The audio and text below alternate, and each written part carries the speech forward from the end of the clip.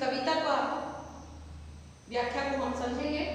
इसकी कवि हैं भगवती लाल सेन। तो मैं इस पाठ के बारे में आपको थोड़ा सा ये बता दूं कि ये भगवती लाल सेन द्वारा लिखी हुई ये कविता, ये जिंदगी फेर चमक जाए, हमें नकारात्मक भावों को अपने मन से निकालकर त्याग कर सकारात्मक भाव को अपनाने का बीज हमारे अंदर ये कविता के माध्यम से हमारे अंदर के बीज रोपित करना चाहते हैं कवि। और इस पाठ में बेहतर जीवन जीने के लिए एक संदेश इस कविता के माध्यम से कवि हमें देना चाहते हैं। और कवि कहते हैं कि अगर आपके मन में किसी भी व्यक्ति के प्रति या किसी भी लोगों के प्रति आपके मन में कोई नकारात्मक भाव है तो उसे त्याग दीजिए और एक सकारात्मक भाव अपने अंदर जगाइए। और यही ये जो कविता है वह आपके अंदर सकारात्मक भाव को ही जगाने का एक माध्यम है। और इस कविता के माध्यम से ही कवि आपके अंदर सकारात्मक भाव उत्पन्न करना चाहते हैं। तो देखिए इस कविता को कि किस प्रकार कवि आपके अंदर सकारात्मक भाव उत्पन्न करना चाह रहे हैं।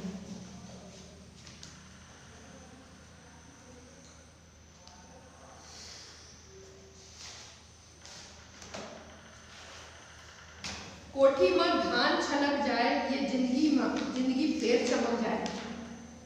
झन बैर भाव खेती में कर, मन के भुसभुस निकाल फेंको। हासो गुठियावो जुर्मिल के, सुनता के रद्दा झन छेको। गोठैया घनो ललक जाए, सुनवैया सबो गदक जाए। कवि यहाँ पे कहते हैं कि देश में अनाज का उत्पादन जो है वह बहुत ज़्यादा बढ़ जाए और हमारी कोठी में धान लबालब भर जाए, अर्थात ये जिंदगी में फिर से आनंद का संचार हो जाए। खेतों में किसी प्रकार की खेती के कामों में किसी प्रकार की बैर मत रखो आपस में। जो भी तुम्हारे मन के अंदर शंका है उसे तुम निकाल फेंको, मतलब मन के भुसभुस निकाल फेंको, मतलब मन के अंदर जो तुम्हारी शंका है उसे तुम दूर बाहर निकाल के फेंको। मिलजुल कर हंसो और मजाक करो, बातें करो, किसी के मार्ग में बाधक मत बनो। ऐसा व्यवहार करो, बोलते हैं कवि, आपस में ऐसा व्यवहार करो कि बोलने वाला बोलने के लिए ललक जाए और सुनने वाला सुनने के लिए ललक जाए, अर्थात वह तुम्हारी बात सुनकर प्रसन्न हो जाए। ऐसी बात तुम बोलो। जिंदगी भर है रोना धोना, लिखे कपार लूना होना। जाना है दुनिया ने सबला, काबर कथ जादू टोना। गुरहा मन मिले झजक जाए, हंडिया कस भात फदक जाए। कवि यहाँ पे कहते हैं कि जीवन जो है वो नश्वर है और इस नश्वर जीवन में कभी भी समाप्त हो सकता है। तो जीवन भर कुछ ना कुछ उतार चढ़ाव आते ही रहते हैं। भाग्य में फसल को काटना और बोना लिखा होता है, अर्थात तुम जैसे कर्म करोगे वैसे ही फल प्राप्त करोगे। तो ये जीवन जो है वो नश्वर है। फिर जादू टोने का सहारा लोग क्यों लेते हैं? जादू टोना करके लोग एक दूसरे को प्रताड़ित क्यों करते हैं? अचानक यदि मन से मन अगर मिल जाए, लोगों का आपस में मन से मन अर्थात लोगों के विचार एक दूसरे से मेल करने लगे तो आपसी जो डर है वह मिट जाएगा और मन में वैसे ही आनंद हो जाएगा जैसे कि हांडी में भात पककर फूल जाता है, अर्थात मन में खुशियों का जो ज्वार भाटा है वह फूलने लगेगा। अर्थात जैसे हांडी में भात पक करके जब फूल जाता है अर्थात वह पूरी अपनी चरम अवस्था में आ जाता है, उसी प्रकार जब तुम्हारा मन आपस में लोगों से मिलने लगेगा तो तुम भी बहुत खुशी आनंद का अनुभव करोगे और उसी प्रकार अनुभव करोगे जैसे कि भात हांडी में फूलकर पक जाता है। मुंह भुगवा असन फुलोगो झन, कोयली अस कुहको बगिया में। चंदा असमन सूरज कस्तन, जिंदगी महके फूल बगिया में। भेटो तो हाथ लपक जाए, गुंगवावत माया भबक जाए। कवि यहाँ पे कहते हैं कि तुम उल्लू की तरह मुंह ऐसा प्राणी है, ऐसा जंतु है, ऐसा जीव है जो किसी से मेल नहीं खाता, अर्थात वो किसी से मिलना नहीं चाहता, अर्थात किसी से मिलजुल कर रहना नहीं चाहता। तो कवि कहते हैं तुम उल्लू की तरह मत बनो, जीवन की बगिया में कोयल के समान बनो, अर्थात तुम कोयल के समान कू कू करो, अर्थात अपनी मधुर वाणी से लोगों को प्रसन्न करो। मन को चंद्रमा के समान शांत और शरीर को सूर्य के समान प्रकाशवान बनाओ। कवि कहते हैं कि तुम अपने मन को चंद्रमा के समान शांत रखो और सूर्य के समान प्रकाशवान रखो।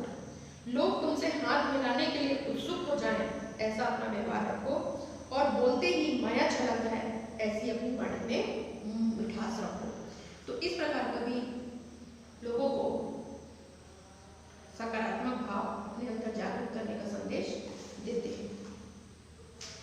भुइयां के पीरा ला समझो, धरती के हीरा ला समझो, कावर आकाश ला नापत हो, मीरा के पीरा ला समझो, कोरा के लाल ललक जाए, बिसरे मन माया छलक जाए। कवि यहाँ पे कहते हैं कि धरती की पीड़ा को समझो, तुम उसके पुत्र के समान हो। आगे तुम क्या सोच रहे हो, आकाश को क्यों नाप रहे हो, मीराबाई के दर्द को समझो।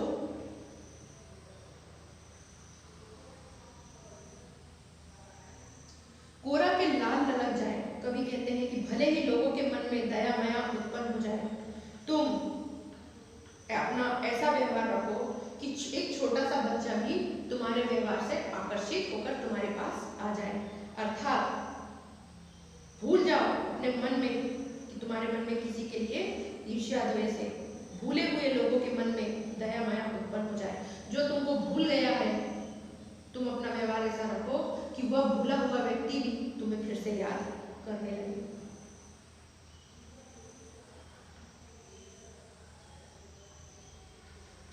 जुग तोर बाट ला जोहत है, पलछिन दिन माला पंडित बोहत है, अमृत बन चूहे पसीना तो मेहनत दुनिया ला मोहत है, अंगना में खुशी ठमक जाए, सोना संसार दमक जाए, कोठी में धान छलक जाए, ये जिंदगी फिर चमक जाए। कवि यहाँ कहते हैं कि समय तुम्हारी प्रतीक्षा कर रहा है, तुम पल पल हर एक क्षण एक माला में गूंथे जा रहे हो, तुम्हारा पसीना अमृत बनकर चूह रहा है। दुनिया में मेहनत का ही लोग पसंद करते हैं, मेहनत करने वाले को ही लोग पसंद करते हैं। प्रत्येक आंगन में खुशी फैले, सारा संसार सोने के समान फिर से चमके, धान की कोठी फिर से भर जाए और जिंदगी में फिर से आनंद और उत्साह आ जाए, अर्थात जिंदगी फिर से चमक जाए।